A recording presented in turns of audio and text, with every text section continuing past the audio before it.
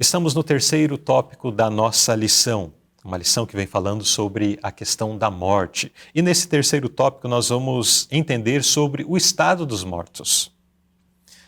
Irmão Luiz, nessa primeira pergunta nos questiona o seguinte: os mortos têm consciência de algo? Será que eles sabem o que está acontecendo sobre a face da Terra? E depois continua: por que precisamos entender perfeitamente esse ponto? Será que tem consciência os mortos? Nós já vimos que quando... hoje em dia vemos muitas coisas que vão acontecendo, que familiares se aparecem, que depois de ter morto, eles se apresentam também. Né? Em certa oportunidade, eu estava lá no Chile e estava fazendo um curso, um estudo bíblico com uma pessoa, e justo tratamos o assunto da morte, da alma. E de aqueles supostamente familiares que se aparecem. E quando estava falando com a pessoa, ela me disse justamente, eu me encontrava na sala, né? Na sala, e chegou minha neta, era uma senhora já que tinha idade. Essa pessoa estava relatando para o irmão a história dela. Relatando a história. E aquela neta disse, chegou a casa, avô, eu preciso tomar água.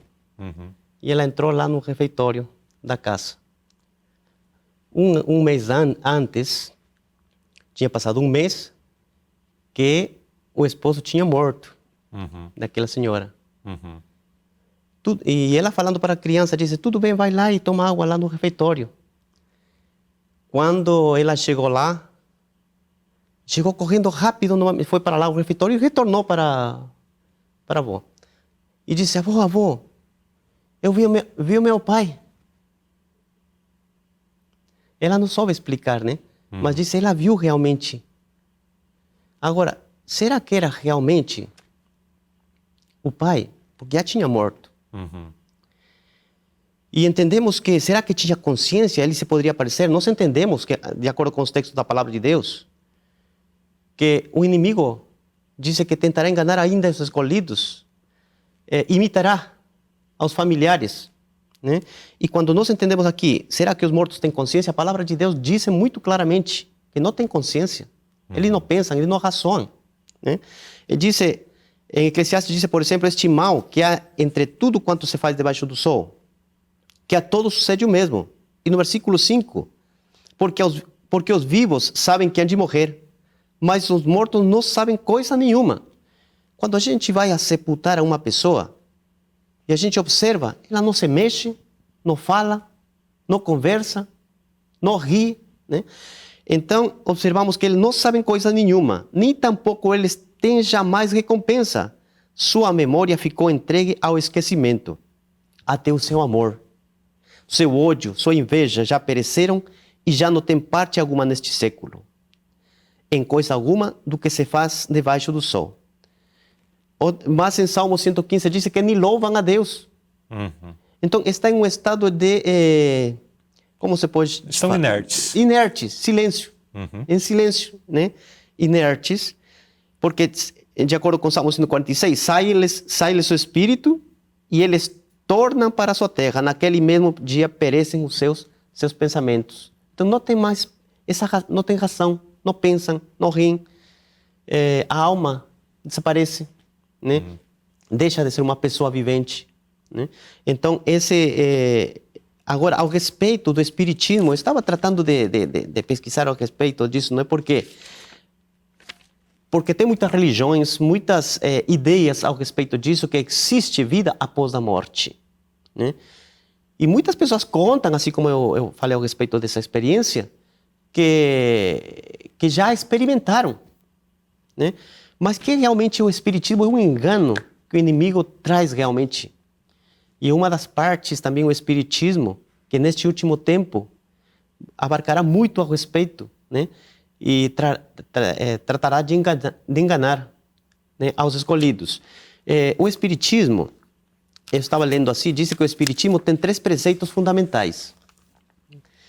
O da evolução do espírito através da reencarnação, o da existência de vida em outros mundos e o da prática mediúnica como forma de comunicação entre os vivos e os mortos. Né? O espiritismo é isso, a comunicação com os mortos. Né? Então, aqui já,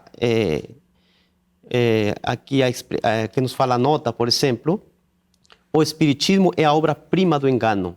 É a ilusão mais bem-sucedida e fascinante de Satanás, calculada para conquistar simpatia dos que tiveram de sepultar entes queridos, né? Então, mas quem são realmente esses que se aparecem? Temos vários exemplos com Saul, na palavra de Deus, mas quem são aqueles que aparentam ser os verdadeiros? São os anjos caídos que o irmão Lucilei falou, né? Então, é importante ver isso, porque essa doutrina, como nos diz aqui o comentário, da consciência após a morte, do espírito dos mortos que se comunica com os vivos, não tem base bíblica. E mesmo assim, muitos afirmam que essas teorias são verdadeiras, né? Então, é uma falsa doutrina que abriu caminho para os espíritos de demônios enganarem a pessoas ao se apresentarem como gente falecida, né? Então, nós temos que ter muito cuidado ao respeito, precisamos entender o assunto da morte para não ser enganados, né? Satanás conhece muito bem, né, ao respeito de cada um, nossos pontos fracos. E muitas pessoas são utilizadas realmente e enganadas pelo inimigo, né? E muitas acreditaram e se afastaram de Deus, né? Então devemos ter muito cuidado a respeito disso. Muito bem, então por isso que a pergunta ela pontuou, né? Porque nós precisamos entender perfeitamente acerca desse ponto para a gente não ser enredado nessa situação, né? E ser enganado, né? Porque eu me recordo de uma experiência que foi retratada, eu lembro na década de 90, eu não me recordo se foi na Observador, que fez menção, na revista Observador da Verdade, mas de alguém que trabalhava numa determinada região, que perdeu a filha ou as filhas, e era um missionário, aparentemente, na história. Tem mais de 20 anos que eu não vejo a história, então alguns detalhes me estão falhando. Mas em determinado momento da experiência dessa pessoa, que tinha uma ligação com Deus, enfim, estava fazendo obra missionária numa determinada região distante, mas ele perdeu, não me recordo se era uma filha ou várias, ou 2 filhas, alguma coisa assim, e em algum momento alguém lhe convidou para frequentar uma reunião espírita, porque a morte da filha ou das filhas lhe abateu muito. E ele acabou que pela curiosidade ou enfim, numa situação ali de fragilidade, acabou cedendo e foi. E Satanás aproveita, Satanás, né? Aproveitou, porque aquilo lhe prendeu, lhe serviu como um laço. Então nós precisamos entender, Satanás se aproveita dessa situação e prende mesmo. A pessoa fica ali e até esta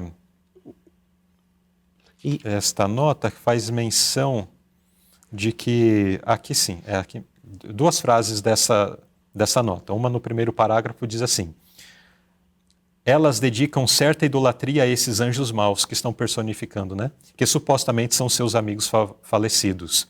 Por isso, muitos dão mais peso a palavras desses espíritos, deles, do que a palavra de Deus. Depois, no finalzinho da nota.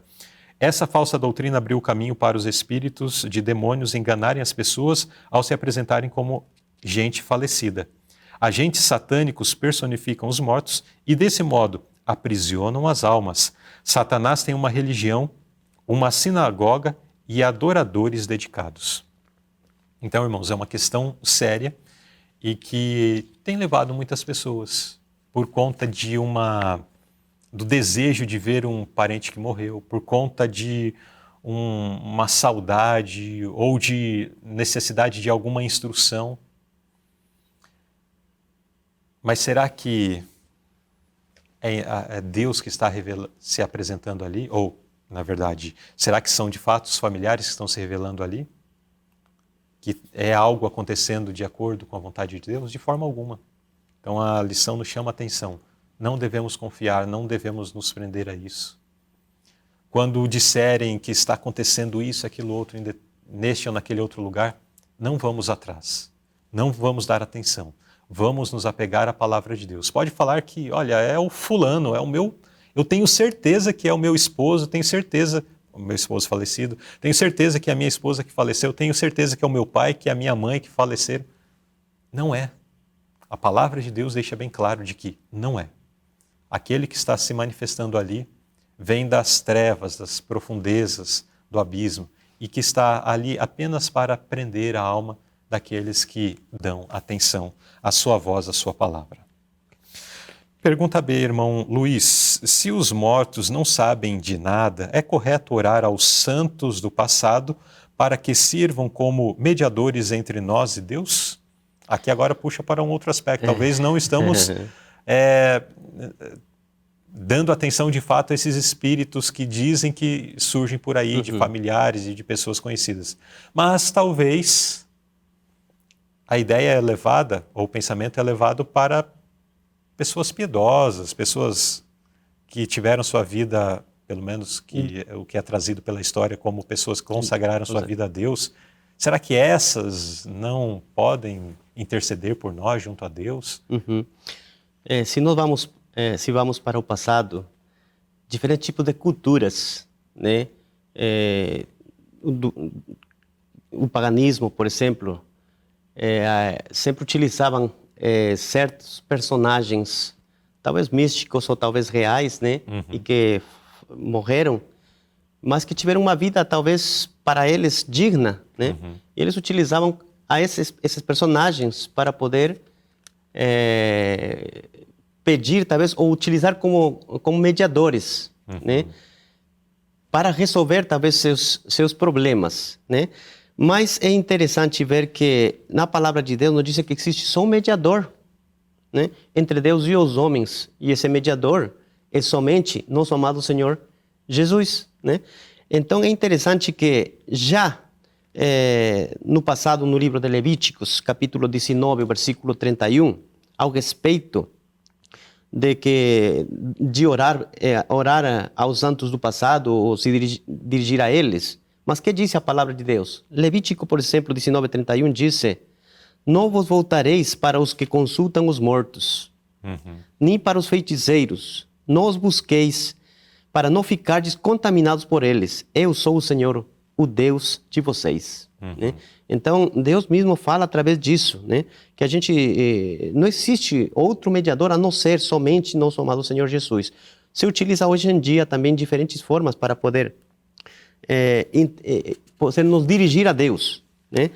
É que Eclesiastes 9:5, bem nós entendemos esse texto que é conhecido: os vivos sabem que hão de morrer, mas os mortos não sabem coisa nenhuma. Então, como podemos estar orando, né? Suplicando. E como é que eles vão interceder? Se não entendem, não sabem nada. Então, como em completa inconsciência. Exatamente. Referindo-se também a esses santos, imagens talvez, né? Tem um texto que diz que são como tolos aqueles que eles fazem as mesmas formas, né? E para depois estar adorando. E é interessante também que tem grupos, né? Ou culturas ou religiões que se referem a seus ancestros, ao passado, né? E como, por exemplo, os chineses, as influências do budismo, do confucionismo, né? Que eles acreditam mais ou menos nesse sentido, né? Mas, porém, hoje em dia, existem também santos utilizados como forma para pedir intercessão, né?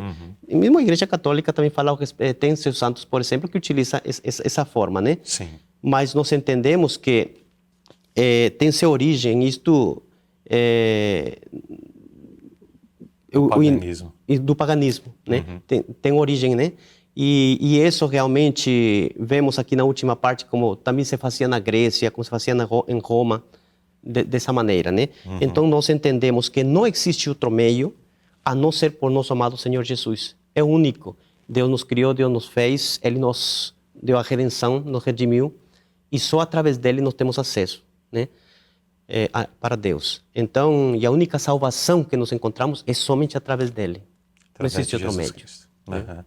Então, nós nem podemos orar para que alguém que morreu, alguma pessoa piedosa que faleceu, para que ele interceda por nós, como também, um outro aspecto que não foi tocado aqui na lição, como também nós não temos condição de orar por alguém que já morreu, Que já para que morreu. Deus lhe Isso. perdoe, para que Deus salve-o, enfim, para a eternidade. Porque a salvação é pessoal, né? É individual. É individual. Então a gente não pode estar orando por alguém que morreu. Eu não posso confessar os seus pecados na mesma medida que o irmão não pode confessar as minhas faltas e meus Claro, pecados. né? A alma que pecar, essa morrerá. Dará né? conta de si. Exatamente. Então eu confesso os meus pecados e é isto. O irmão confessa os seus e é isto. Isso. Então se eu venho a falecer, não existe um outro que pode orar por Que mim. pode. O caso está decidido. Exatamente, está selado para Isso. o que for. Muito bem, então neste terceiro tópico da nossa lição, nós aprendemos sobre o estado dos mortos. E vimos que os mortos estão em completa inconsciência. Eles não servem para mediar qualquer situação. Então eles não interferem no mundo dos vivos e nem os vivos interferem nesse descanso, conforme nós vimos nessa última abordagem, quando sequer as nossas orações servem para, enfim, confessar seus pecados e mudar a situação de alguém que já morreu. Não existe esta possibilidade mais. As escolhas que fazemos em vida, para o bem ou para o mal. E se as escolhas foram equivocadas e assim permaneceu e levou para a morte, então seu caso está decidido para a perdição. Mas aquele que, entendendo seu pecado, confessou seu pecado, se arrependeu em vida, então Deus lhe dará algo maravilhoso que nós vamos ver mais à frente nesta lição. Mas que nós possamos estar atentos, entendendo que a palavra de Deus ela é muito clara, ela é muito objetiva em relação a esse ponto. E não vamos nos deixar que outras ideias, não bíblicas, mas fundamentadas no paganismo, venham a nos afetar de tal forma que ficamos envolvidos com essas questões, com essas proposições de Satanás e cegados para a luz de Deus. Precisamos estar na luz que a palavra de Deus nos apresenta e seguir por ela até o fim. Amém?